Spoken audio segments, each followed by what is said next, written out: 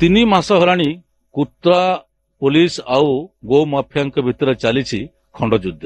କେତେବେଳେ ଗୋ ଚାଲାଣ ବେଳେ ଗାଡିରୁ ମିଳୁଛି ଦେଶୀ ବନ୍ଧୁକ, ଆଉ କେତେବେଳେ ଗାଈଙ୍କୁ ଉଦ୍ଧାର କରାଯାଉଛି, ଆଉ କେତେବେଳେ ପିକଅପ୍ ଭ୍ୟାନ୍ ଯୋଉ ଗାଈ ନେବା ଟାଇମ୍ର ଗାଈକି ନିଆଁ ବି ଲଗାଇ ଦେଉଛନ୍ତି।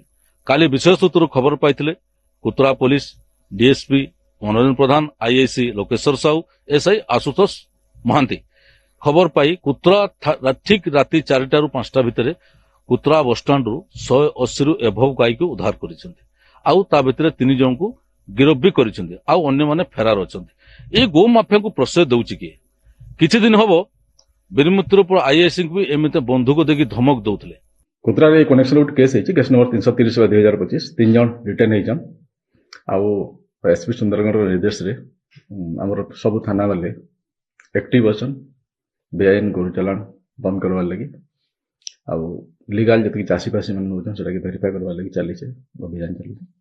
ସେଇ କନେକ୍ସନରେ କାଲି ଗୋଟେ କେସ୍ ହେଇଛି, 3 ଜଣ ରିଟର୍ନ ହେଇଛନ୍।